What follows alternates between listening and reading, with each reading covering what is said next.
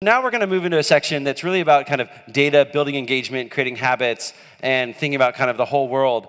So I'm really excited to bring up Michael Winnick. Michael is the founder and CEO of dScout, and he's been doing a ton of really interesting research and is working to reshape the research landscape, to kind of really understand how people use products, especially in this physical and digital era. Previously, he was a manager and partner at something called Gravity Tank, where he worked with a lot of industries to create exponential growth. And he has really deep expertise in mobile and digital innovation and a real passion for kind of developing teams and products that can execute better and faster.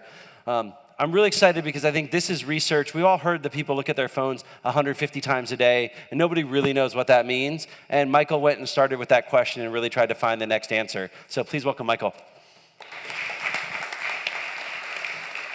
All right, can you guys hear me all right? Thank you so much. It's great to be with you guys today. Really excited to talk a little bit about research in general, or what I call modern research, and then actually spend some time digging in and showing you some numbers and some information. So with that, we'll just hop right in here. So I think it's a really great time to be doing research because so much is changing right now, right? So we live in a time of incredible change. We'll talk more about that, where kind of everything we do is different. And that makes research a lot more interesting, right? I've done research on how people buy toothpaste. It's not as interesting as a lot of the things that you guys are working on. But it's not just that it's more interesting, it's that there's a chance to really drive much more impact. I did much of my research career has really been built around understanding and kind of documenting the rise of mobile. I remember doing a project in 2009 for an organization looking at kind of the next 3 to 5 years of mobile, driven by research, turned into concepts. And that single project resulted in billions and billions of dollars of value generation, of which that company took advantage of a small amount of what was discovered. But if we looked at the total impact of the insights and the concepts, nearly 90% of them were commercialized, right? Which is crazy, right? So that's one of the powers of getting in, really trying to understand something rigorously, a change rigorously, and then figuring out how to take advantage of it. So I think a second thing that I think is interesting is really that research has always been driven by people that have this intense curiosity. Historically, research, or the field of research, was driven by what was called fast-moving consumer packaged goods companies, which, if you've ever worked with a consumer packaged goods company, is not really what they should be called, in my experience.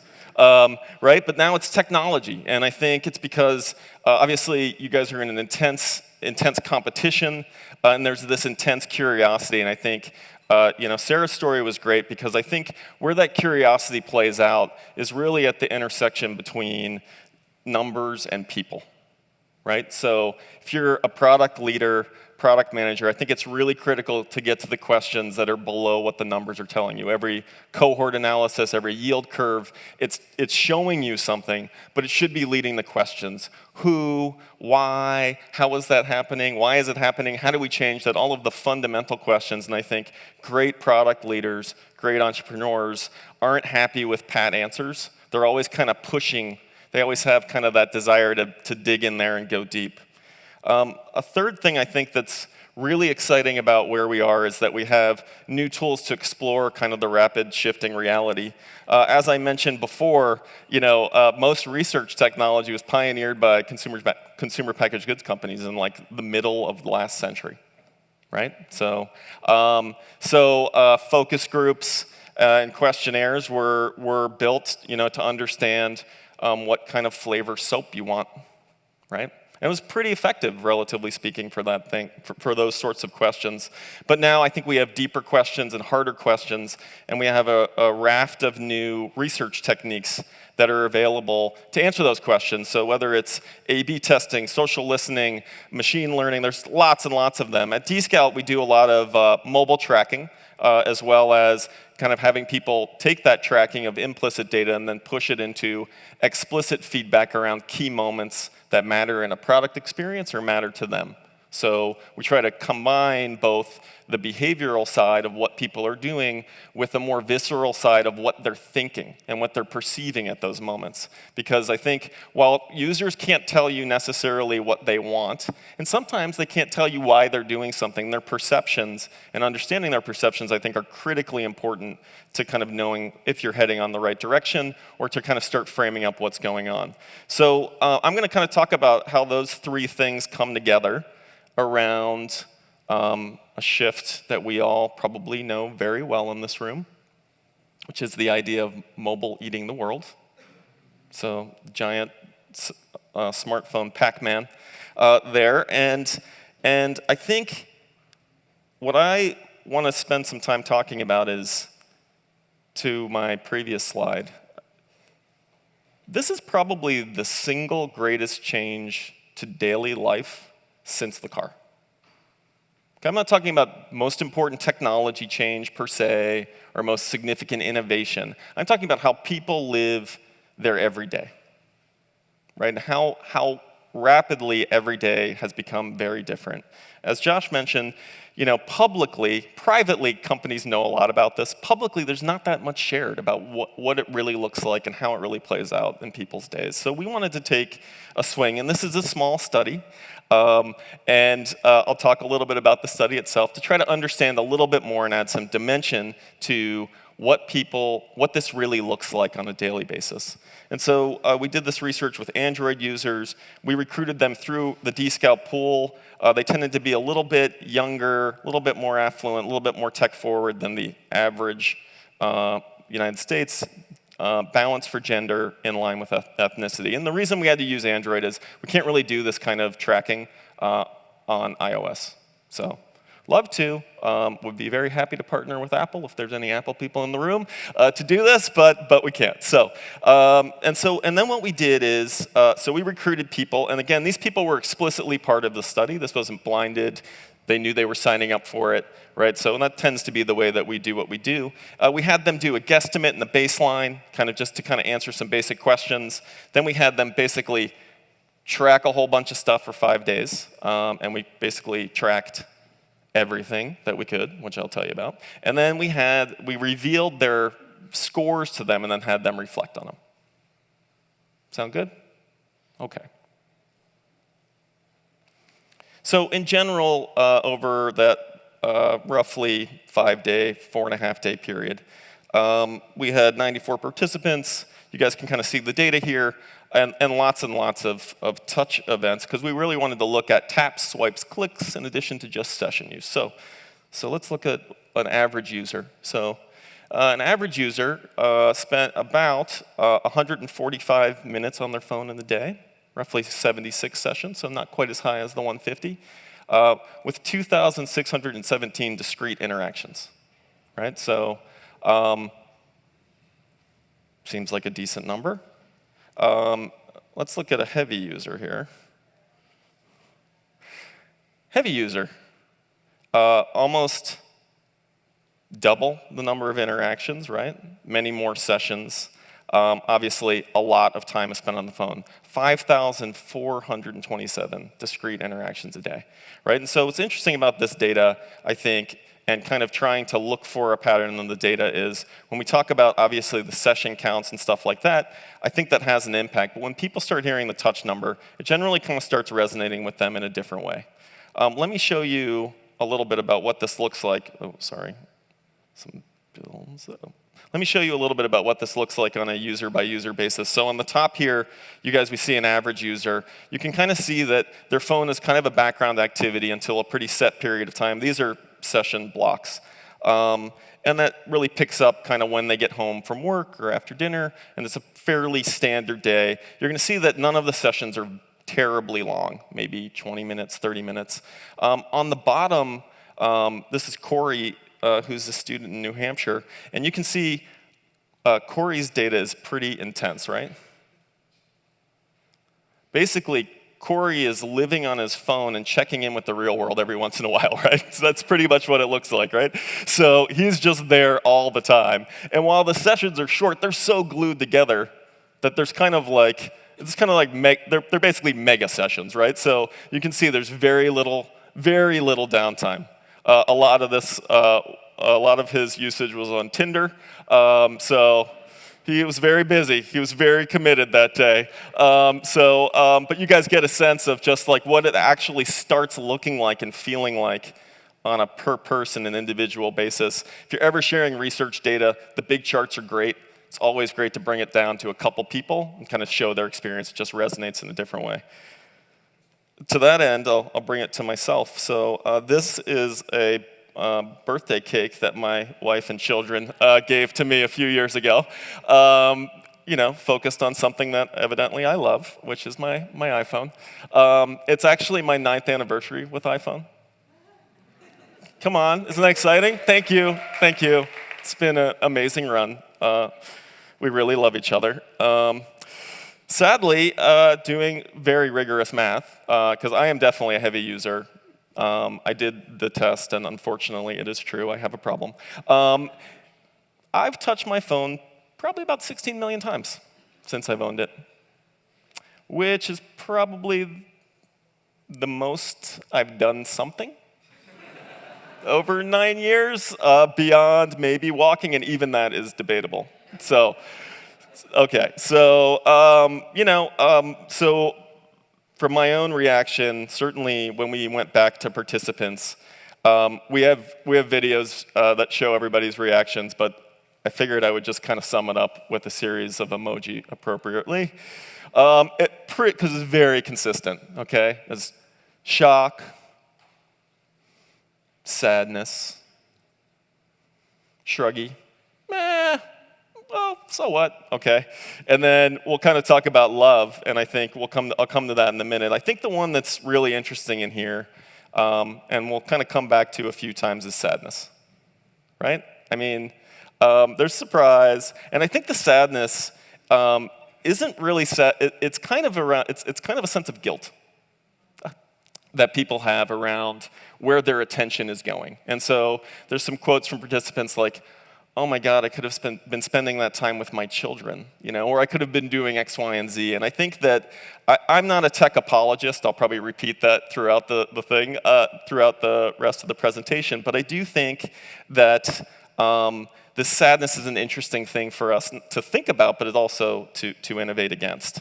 So, anyways, lastly, to love, and I think part of the reason that people go through this is that people realize as you have them think about this and ponder kind of how much they're using their devices, they generally come back to the point that they feel like they are in a deeply obsessed, engaged, addictive may be the word, relationship that in some ways they know they get a lot of benefits from, and they're kind of powerless to change. And so if we look at what that looks like. This is 24 hours, people going to sleep, sleeping, waking up, and these are basically just their interactions. And so a couple things to chart and note here. One is during the course of our study, 83% of users touch their phone at least once between 1 and 5 a.m., which is interesting. So almost everybody at some point was up in the middle of the night interacting with their phone. It's really the first thing they do in the morning, good morning, I'm so excited to see you, phone, right? It's usually the last thing that is being done at night. The peak interaction time, so new prime time is 6:30, okay? So that's when most people are doing most things on their phone. 6:30 p.m., that's the new hour for when people are heavily interacting. I want to talk for a minute. Obviously, this is a graph about obsession to a degree, and our obsession with mobile technology and what it brings us in our lives. I also want to mention a tiny bit about the idea of friction. And I think one of the other challenges, I think, inside of all of this heavy interaction. And interaction is literally interaction. It's the thing you do between things, right? Often. In certain instances, it is a direct result, like kind of playing a game. But often interaction is kind of transaction costs, right? It's transition time or transfer time from one thing to another. And I think part of what's interesting about this data, and I think part of where I see some technologies going, is starting to look at this more critically about actually how much interaction friction is in the experiences that we're making and creating. Kind of build on these points. One thing that was surprising is the amount of, to kind of more the addictive side, is the amount of session activity which was purely in lock screen modes.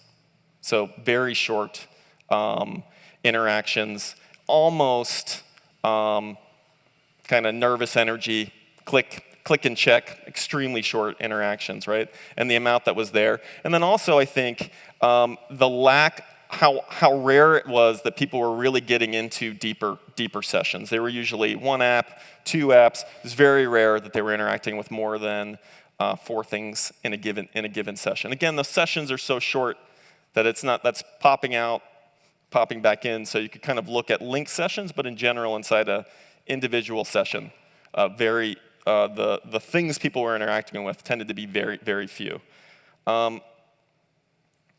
And that also points to a crazy Pareto chart, which is that 5% of the apps in our study accounted for 80% of all touches. So it's a little off the normal 80-20. Right? Unsurprisingly, I think you guys would know very well which are the leading apps and services in here, and that's been well documented in other studies, but just to kind of drive it home, right? Facebook and Alphabet accounted for 43% of all touches. Obviously, this would be a different story on iPhones, but you know, Apple would be in the mix.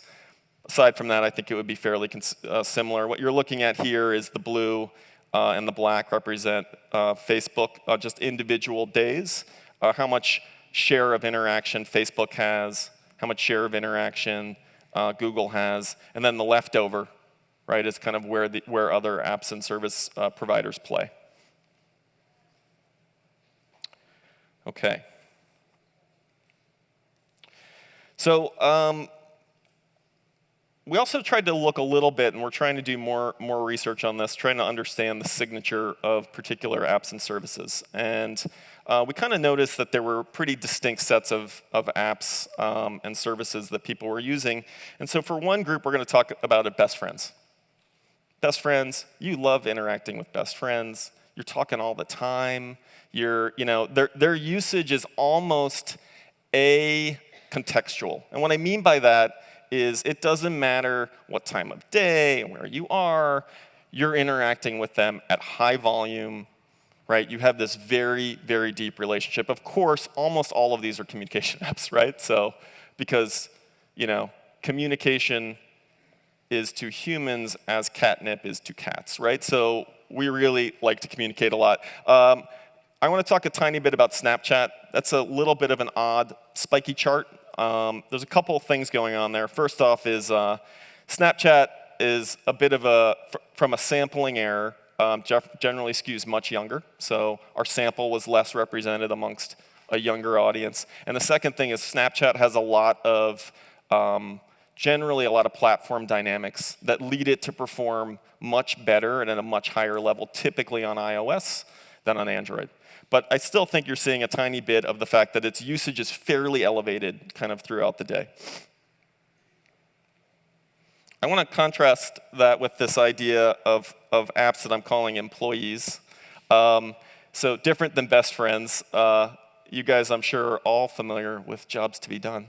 If it's a Silicon Valley room. I feel like jobs to be done is really hard to apply to best friends, but it works really well with employees. Employees, you have a lot of them. You bring them in to do certain tasks, and they tend to have these much clearer usage signatures in terms of when they're used and when they're invoked during the day. So Netflix, since this is a mobile study, you guys can see it's pretty light usage until late at night, right? That's the winding down ritual. Right? There's probably another Netflix curve in front of that, which would be on your computer maybe before you decide to get in bed with your phone. Uber, right? Really predictable when it's invoked and when it's used. I think what's really interesting, and then obviously the Tinder curve is a bit spikier, but you see the biggest spikes basically are the morning check-in, right? Check-in at the end of the day. How'd we do? The Netflix and Tinder spikes tend to correlate, interestingly, so Netflix and chill is alive and well in our data. So I think the interesting thing here is the idea where when we typically talk about habit and engagement and obsession, I think we're often talking about what best friend land looks like.